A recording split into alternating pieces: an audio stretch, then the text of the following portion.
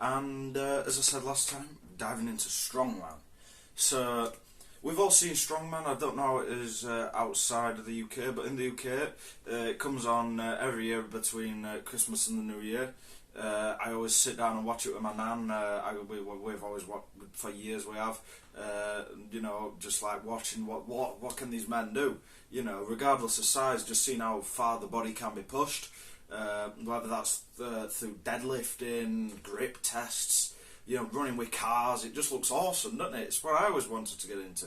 I always looked at bodybuilding as being a bit, it's you're on a stage and you're basically in a marathon, just on a stage posing in front of people. Whereas strongmen, you're big men, you're pulling cars. Who don't want to pull a car? And who doesn't want to run with a plane? So, that's always what I wanted to do, I settled on powerlifting though, and there are a few reasons why, but I'll detail that in a different video. But Strongman, I'm always watching it. I love seeing, we've all seen Eddie Hall deadlift 500 kilos. We see Iron Bibi log pressing about 230 kilos. It's ridiculous. So I thought, let's give it a go. Let's give it a go to some extent. So what events did I pick? Most strongman competitions typically have 5 events. We all know the staple of strongman is the Atlas stones. They're hard to get hold of Atlas stones. I tried looking for some, but I've already done Atlas stones. Remember at the Fit Expo, I did some Atlas stones there, so I thought, no, we've sort of done that. So I looked at, obviously, what do you think after Atlas stones? Deadlifting. I thought, I'm a pretty good deadlifter. Alright, we'll do a few deadlifts. So the first one I've put on the video. I did these in a few different. I did the first 3 first, and I swapped gyms and did the other 2. But the first one was a deadlift ladder. So when you see strongmen do it, they'll do 1, run over to the 2nd, do that, run over to the 3rd, do that, run over to the 4th, do that, and if they've got enough strength left, run over to the 5th and do that.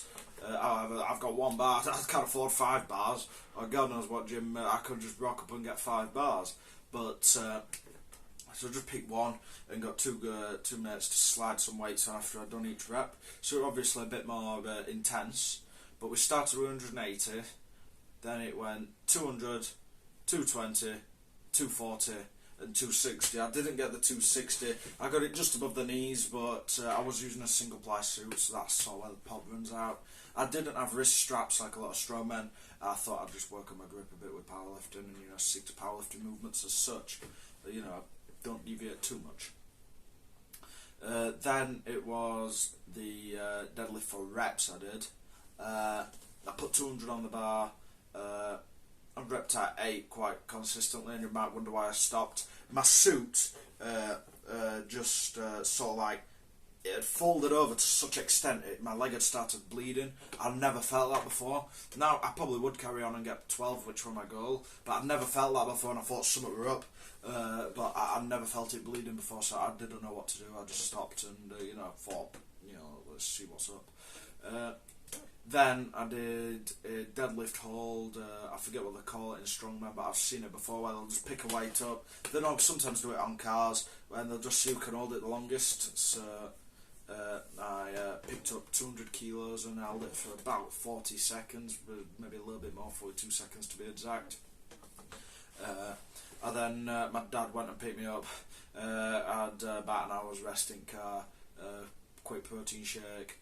Went down to train with him down at Ultraflex, where we primarily train at the moment, and I did some shoulder work. So we did a max overhead, which I warmed up. I've never done overhead presses above maybe 35.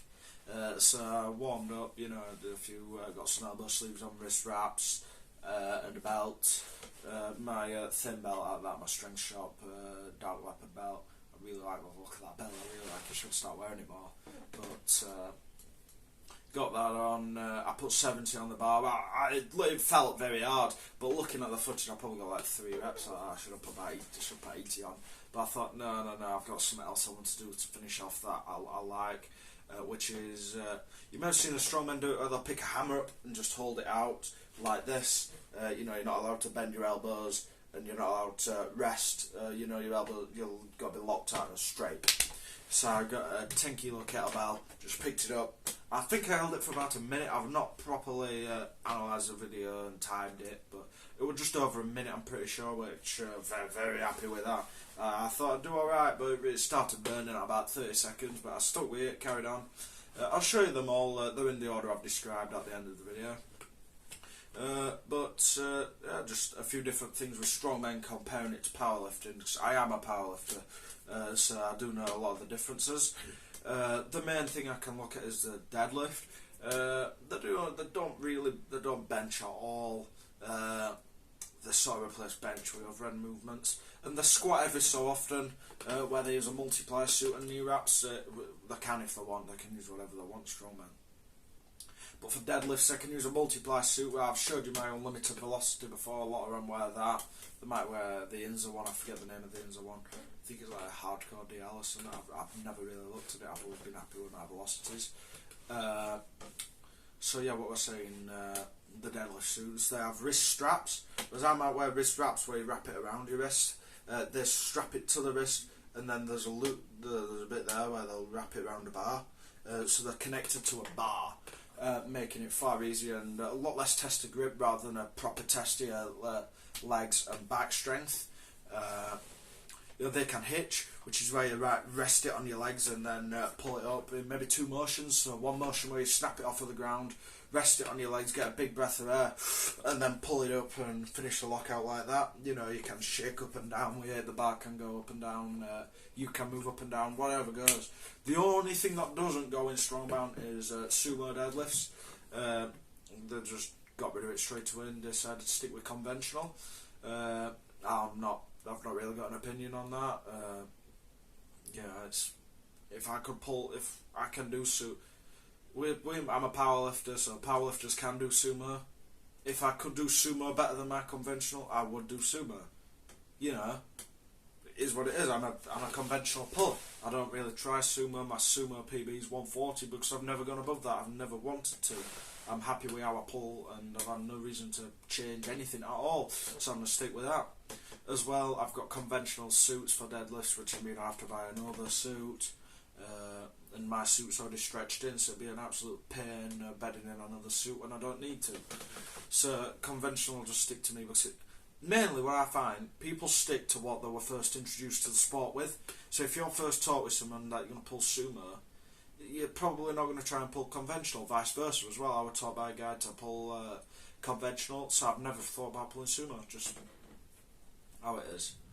But yeah, that's it, and next week I'm going to be ranking the 5 strength sports from worst to best. We've got powerlifting, we've got CrossFit, strongman, bodybuilding, and what have I forgot to say?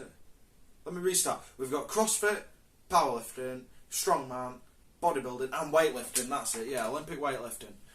So yeah, I'll be ranking all 5 next week. I will not be trying CrossFit and Olympic weightlifting. I've tried bodybuilding, but I'll not be trying them just purely because I don't like putting a bar above my head. You know, clean. I don't like snatch or clean and jerk. Really, to be honest, I like watching them. I just don't like doing them. I've got a big fear of just dropping the weight on the back of my neck, and I don't think the risk to reward ratio is quite there. I'll just talk about them instead. But I'll thank you for joining me, and until next time, keep lifting that big weight.